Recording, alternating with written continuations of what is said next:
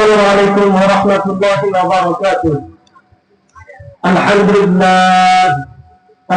لله نحمده ونستعينه ونستغفره ونعوذ بالله من شرور أنفسنا ومن سيئات أعمالنا. من يهده الله فلا مضل له ومن يضلله فلا هادي له، ونشهد أن لا إله إلا الله وحده لا شريك له، ونشهد أن سيدنا وطبيبنا وطبيب قلوبنا مولانا محمد صلى الله عليه وعلى آله وأصحابه أجمعين. قال تعالى في كلامه المجيد بفرقانه الحميد: أعوذ بالله من الشيطان الرجيم، بسم الله الرحمن الرحيم.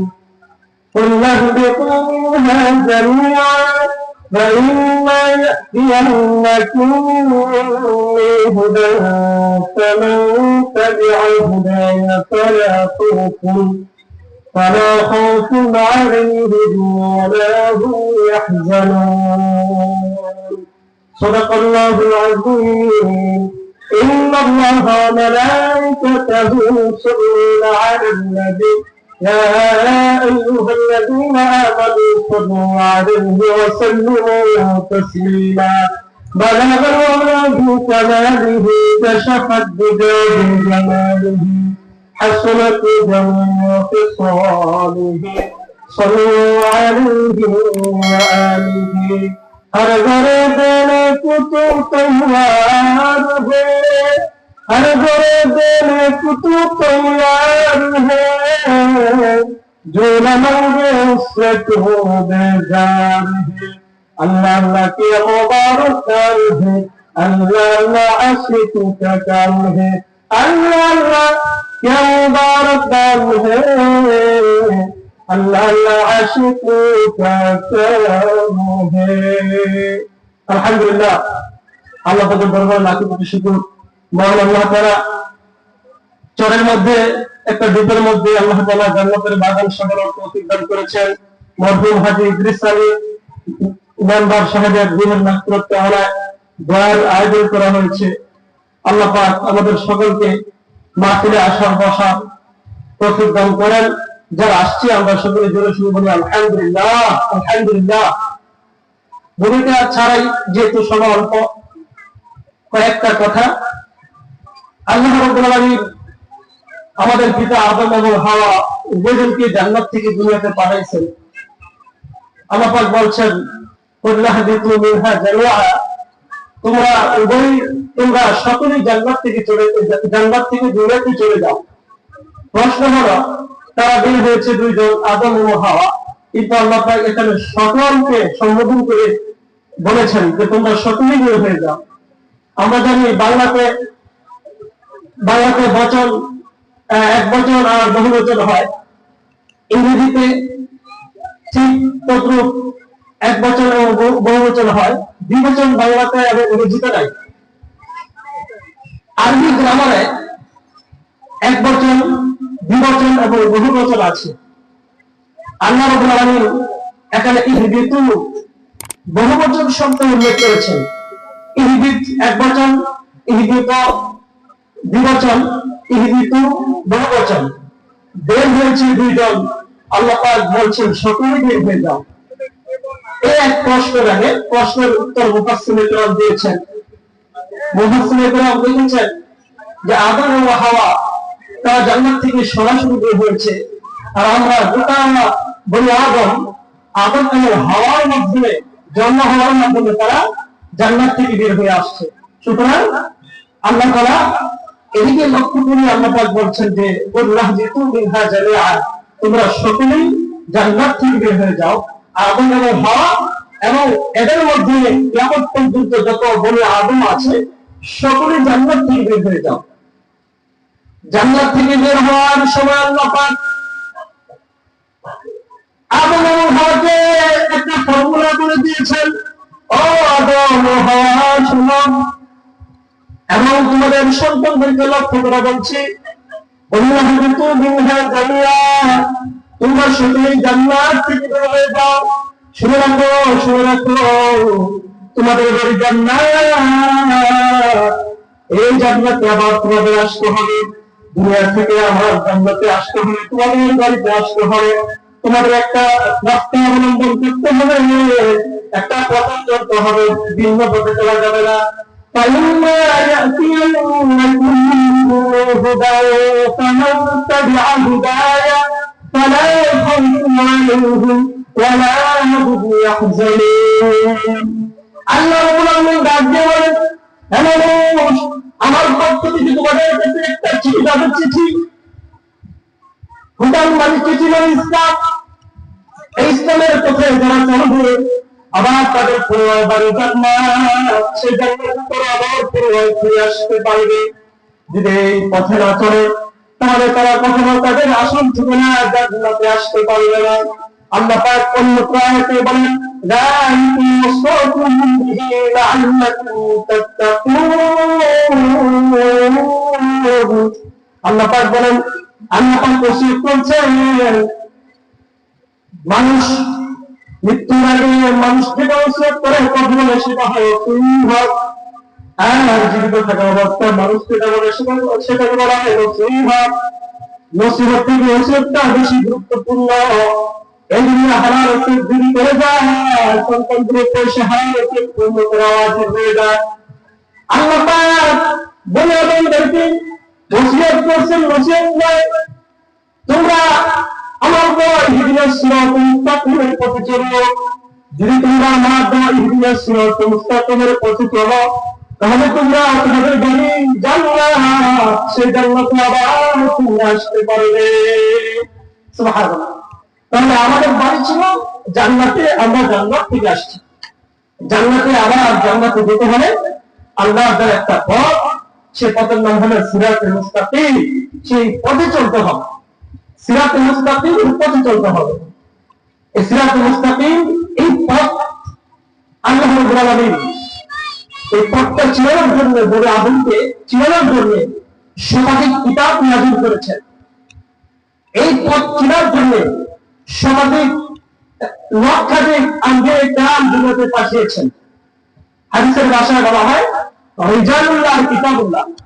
মানুষকে ইহদিনাস সিরাতাল মুস্তাকিম পথ চিনানোর জন্য আল্লাহ পাক রিজালুল্লাহ পাঠিয়েছেন লক্ষাধিক, কিতাবুল্লাহ পাঠিয়েছেন শতাধিক। লক্ষাধিক নবীদের মধ্যে, রাসূলদের মধ্যে সর্বশ্রেষ্ঠ এবং সর্বশেষ রাসূল হলেন জনাবে মুহাম্মদ সাল্লাল্লাহু আলাইহি ওয়াসাল্লাম, এবং শতাধিক কিতাবের মধ্যে সর্বশ্রেষ্ঠ কিতাব হলো আল কোরআন, কিতাবুল্লাহ, আল্লাহর কোরআন। শ্রেষ্ঠ নবী এবং শ্রেষ্ঠ কিতাবকে আমরা উন্মুখ হয়েছি। আল্লাহ রাসূল আমাদেরকে ইহদিনাস সিরাতাল মুস্তাকিমের পথ দেখিয়েছেন। এই সিরাতাল মুস্তাকিম আল্লাহ পাক শিখিয়েছেন যে পাঁচ ওয়াক্ত নামাজের মধ্যে আমরা প্রতিদিনই ইহদিনাস সিরাতাল মুস্তাকিম সিরাতাল লাযিনা আন'আমতা আলাইহিম গায়রিল মাগদুবি আলাইহিম ওয়ালাদ-দাল্লিন। নবী দিবারাত্রি 32 রাকাত নামাজ পড়া মুমিনের উপরে আল্লাহ পাক অবধারিত করেছেন। 17 রাকাত ফরজ, 3 রাকাত বিতির ওয়াজিব, 12 রাকাত সুন্নাত মুআক্কাদা, এই 32 রাকাত নামাজ আল্লাহ পাক শিক্ষা দিয়েছেন। ইহদিনাস সিরাতাল মুস্তাকিম, জান্নাতের পথ সিরাতাল মুস্তাকিম তোমরা আমি আল্লাহর কাছে নামাজের মধ্যে চাও। মুমিনের যত অবস্থা হইতে পারে, দাঁড়ানো অবস্থায়, ব্যবসায়িক অবস্থায়, বসা অবস্থায়, শোয়া অবস্থায়, যত অবস্থা হতে পারে, মুমিনের সবচেয়ে বড় অবস্থা হলো নামাজের অবস্থা। নামাজের সময় মুমিন আল্লাহর সঙ্গে কথা বলে। আল্লাহ পাক শিক্ষা দিয়েছেন, বান্দা দুনিয়ার কারো কাছে সিরাতুল মুস্তাকিম আমি মনে করতেছি তোমরা যাও সিরাতুল মুস্তাকিম। এই জন্য মালিক নামাজের মধ্যে সিরাতুল মুস্তাকিম দোয়া করার জন্য আল্লাহ পাক নামাজের মধ্যে সূরা ফাতিহার মধ্যে সিরাতুল মুস্তাকিম ঢুকিয়ে দিয়েছে। সিরাতুল মুস্তাকিম আমাদেরকে নবী শিক্ষা দিয়েছে। সিরাতুল মুস্তাকিম কিতাব মানে কোরআনের মধ্যে রয়েছে। অন্যত্র আল্লাহ বলেন وعلى صراط مستقيم فاتبعوه ولا تتبعوا السبل فتفرق بكم عن سبيله ذلكم وصاكم به لعلكم تتقون। আল্লাহ পাক বলেন এটা আমার সিদ্ধান্ত فاتبعوه তোমরা সিদ্ধান্তে চলো ওরা تتبعوا বাঁকা রাস্তায় তোমরা চলে না। যদি তোমরা বাঁকা রাস্তায় চলো তাহলে জাহান্নামে যাইবা।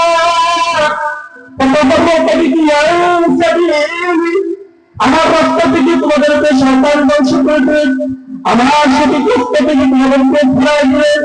তাহলে সিরাতুল মুস্তাকিম সোজা রাস্তা, জান্নাতের রাস্তা। এই সিরাতুল মুস্তাকিমের রাস্তাটা রাসূল সাল্লাল্লাহু আলাইহি ওয়াসাল্লাম সাহাবায়ে কেরামদেরকে দুই ভাগে বুঝিয়েছেন। একবারে রাসূল জমিনের মধ্যে মাটির মধ্যে নকশা আঁকাইলেন, লম্বা একটা দাগ দিয়ে ওই দাগের দাঁড়িয়ে তিনটা বাঁকা বাঁকা দাগ দিলেন, বামে তিনটা বাঁকা বাঁকা দাগ দিলেন। আল্লাহ রাসূল বললেন হ্যাঁ সাহাবায়ে কেরাম, সোজা রাস্তাটা হলো জান্নাতের রাস্তা, আর পাশে যে বাঁকা বাঁকা রাস্তা আছে সেগুলো জাহান্নামের রাস্তা। জান্নাতের রাস্তা হলো সোজা একটা রাস্তা, জাহান্নামের রাস্তা হলো বহু রাস্তা। জাহান্নামের পথ, সুদ খাওয়া জাহান্নামের পথ, মিথ্যা বলা জাহান্নামের পথ, সমস্ত গুনাহ হলো জাহান্নামের পথ, জাহান্নামের পথে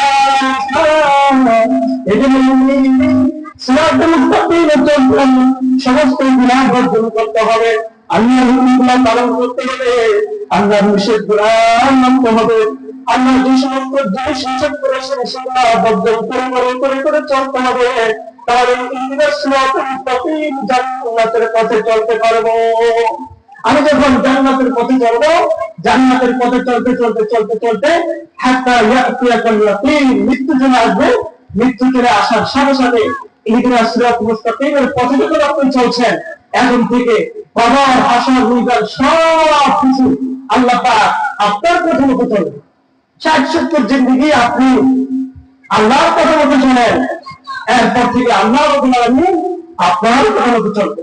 তাহলে রাসূল সাহাবায়ে কেরামদেরকে অর্থাৎ উম্মতে মুহাম্মাদীকে সিরাতুল মুস্তাকিম দুইভাবে দেখিয়েছেন। এক নম্বর নকশা আকারে দেখিয়েছেন, দুই নম্বর আল্লাহ রাসূল সাহাবায়ে কেরামদেরকে বলেছেন ইনগুলা 71 দলে বিভক্ত হবে, নাসারা 72 দলে বিভক্ত হয়েছে, আর আমার উম্মত 73 দলে বিভক্ত হবে। এর মধ্যে 72 দলে জাহান্নামে যাবে, শুধুমাত্র একটা দল জান্নাতে যাবে, মানে একটা দল সিরাতুল মুস্তাকিমের মধ্যে আছে, আর 72 দল সবগুলা জাহান্নামের পথে আছে, অর্থাৎ শয়তানের পথকে অনুসরণ করে শয়তানের পথে চলে। তো এই সিরাতুল মুস্তাকিমের 7টা ভূমিকা বা 7টা ফর্মুলা রয়েছে। ওই 7টা ফর্মুলা যখন মানুষ অটল থাকে, অবিচল থাকে, তখন বুঝা গেল সে সিরাতুল মুস্তাকিমের পথে আছে। সেই 7টা ফর্মুলা ইমানে মুজমানের মধ্যে আছে। আমিনু বিল্লাহি আল্লাহর প্রতি মানা, রাসূলের প্রতি মানা, রাসূলের প্রতি মানা, কিতাবুল্লাহর প্রতি মানা, আখিরাতের প্রতি মানা, বাবা অমুল্য তাকদীরের প্রতি মানা। মানুষ যখন এই 7টা বিষয়ের প্রতি মানাবে, তখন এসে ইহদিনাস সিরাতাল মুস্তাকিমের পথে আছে। ইহদিনাস সিরাতাল মুস্তাকিমের পথে আছে 7টা বিষয়। কিভাবে মানতে হবে? সাহাবায়ে কেরাম যেভাবে মানছে ওইভাবে মানতে হবে। যদি মন করা মানে তাহলে সে ইহদিনাস সিরাতাল মুস্তাকিমের পথে নাই। সিরাতাল মুস্তাকিম সোজা পথে নয়, সে বাঁকা পথে চলে গেছে। সুতরাং আল্লাহকে বিশ্বাস করতে হবে কোনভাবে? যেভাবে সাহাবায়ে কেরাম সিরাতুল মুস্তাকিমে চলতে হবে। 7টা বিষয়ে বিশ্বাস করতে হবে। 7টা বিষয়ে সাহাবায়ে কেরাম যেভাবে বিশ্বাস করেছে এইভাবে করতে হবে। এক নম্বর হলো আল্লাহকে বিশ্বাস করতে হবে। আল্লাহর উপরে ছেড়ে দেয়, আল্লাহ কোনো মেহমান, আল্লাহ কোনো শিরান নাই। সারা কোন কায়নাত মহান মালিক আল্লাহ, সমস্ত কিছুতে আল্লাহর নাম হয়, আল্লাহ রাব্বুল আলামিন পাওয়া। জমিন আমাকে খায় না, সন্তান দিতে এসেছে সন্তান আমাকে খায় না, ব্যবসা আমাকে খায় না, এই বিশ্বাস অন্তরের উপরে রাখতে হবে। আমার সমস্ত কিছু একমাত্র আল্লাহ তাআলা ব্যবস্থা করে, এই বিশ্বাস অন্তরে রাখতে হবে। আল্লাহ বলেন আমি তুমি মানো, যেমন ভাবে মানুষ মানছে তাদের মানছে, এইভাবে তোমরা আমার প্রতি বিশ্বাস করো। বিশ্বাস আমাদের করতে হবে।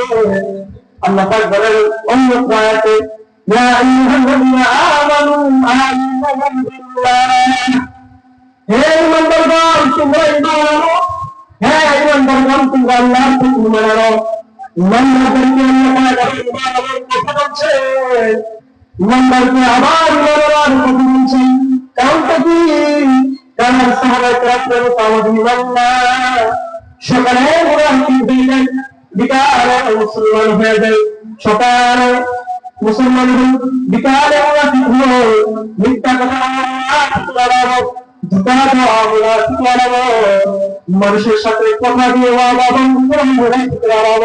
সাহাবায়ে কেরাম কখনো মিথ্যা বলে নাই, সাহাবায়ে কেরাম কখনো মানুষকে ধোঁকা দেয় নাই। তাদের মতো আল্লাহ পাক ঈমান আনতে বলেছেন। যতক্ষণ পর্যন্ত তাদের ঈমানের মতো আমাদের ঈমান না হবে, ততক্ষণ পর্যন্ত আমরা তাদের ঈমান হতে পারব না। তারা ঈমান যখন তারা কান্না করে মুসলমান হয়েছে, মুসলমান হওয়ার আগে এগুলা মত খেয়েছে, মুসলমান হওয়ার সাথে সাথে মত পরিত্যাগ করেছে, মুসলমান হওয়ার আগে তারা অনেক পাপ করেছে, যেই কাণ্ড করেছে সাথে সাথে সব পাপ করেছে, তারা আল্লাহকে বলেছে।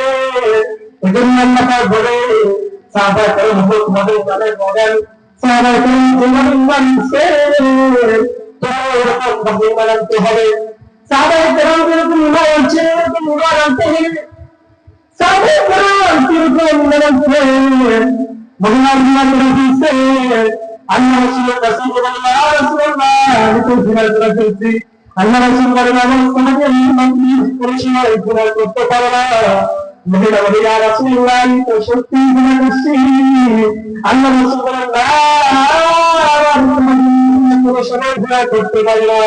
সাহাবা বলে আবার তাকে বলে ইয়া রাসূলুল্লাহ ইয়া হাবিবাল্লাহ সত্যি করতে পারে জিনা করেছি। আল্লাহ রাসূল বলেন না আমার ইসলামী জীবন করতে পারি না। মহিলা বলে ইয়া রাসূলুল্লাহ ইয়া হাবিবাল্লাহ জিনা করতে আমার পেটে বাচ্চা চলে আসছে, আমার বিচার করে আল্লাহ ডাক দিয়ে তোমার পেটে সন্তান চলে আসছে, তুমি অপরাধী, তোমার সন্তান করে যাও 10 মাস পরে তুমি আসবে, সন্তান প্রসব করে তুমি আসবে। মহিলা বাড়িতে চলে গেল, গুনাহ করছে কিন্তু গুনাহ করতে পারতেছে না। মহিলা হাজার পরেশানির মধ্যে ঘুরিয়েছে, খাওয়া দাওয়া বন্ধ করে দিয়েছে, ঠিকভাবে হয়ে গেছে। 10 মাস 10 দিন পরে যখন বাচ্চা হয়েছে, মহিলা সন্তানকে তুলে ইয়া রাসূল সাল্লাল্লাহু আলাইহি ওয়াসাল্লামের নিকটে আসলেন, ইয়া রাসূলুল্লাহ আমার সন্তান ভূমিষ্ঠ হয়ে গেছে, আমার সাথে কোনো সম্পর্ক নাই, ইয়া রাসূলুল্লাহ আপনি আমার বিচার করেন, ইয়া রাসূলুল্লাহ আপনি আমার বিচার করেন। রাসূল বললেন মহিলা তোমার বুকের মধ্যে আল্লাহ তাআলা সন্তানের জন্য দুধ রাখছে, 2.5 বছরের খাদ্য রাখছে, যাও যাও সন্তান হওয়ার কারণ করে 2.5 বছর পরে তুমি আসবে। মহিলা সন্তানকে সন্তান আস্তে আস্তে আস্তে আস্তে খাবার খাওয়ার শিখে দিল। যে সন্তান টুকটাক করে রুটি খাইতে পারে, একটু একটু রুটি খাইতে পারে, মহিলা তার সন্তানকে ডান হাত ধরে কিন্তু হাঁটতে হাঁটতে হাঁটতে রাসূলের সামনে চলে আসছে। ইয়া রাসূলুল্লাহ ইয়া হাবিবাল্লাহ এই জবান সন্তান আমার বুকের গরম করে প্রয়োজন নাই, আমার ঘিরের শক্তি দান করে। আল্লাহ রাসূল সাহাবায়ে কেরামদেরকে বলে দিলেন যাও এই পয়সাটাকে একটা ময়দানে নিয়ে যাও, ঘোষণা করে দাও জিহাদের শক্তি হবে। নির্দিষ্ট সময়ে সমস্ত সাহাবায়ে কেরাম মাঠের মধ্যে উপস্থিত, পাথর মুক্ত করা হলো। কোন মহিলা নারী এবং পুরুষ বিবাহিত হয় আর জিনা করে শান্তি পাওয়া যায়, চারটা শক্তি পাওয়া যায়, তাহলে সেই ভুল হলো তাকে পাথর মেরে মেরে মেরে মেরে হত্যা করে দেওয়া। এটা হলো আল্লাহ তাআলার বিধান। আয-যানিয়াতু ওয়াজ-যানি, জিনা করে এবং পুরুষ এবং নারী যদি জিনা করে এবং তারা যদি অবিবাহিত হয় তাহলে 100 করতে হয়। আর যদি বিবাহিত হয় তাহলে উচ্ছেদ করে তাদেরকে শহীদ করতে হয়। পঞ্চমের মহিলা নাকের মধ্যে নিয়ে সাহাবারা একের পর পাথর নিক্ষেপ করতে শুরু করলো। এক পর্যায়ে পাথরের আলোতে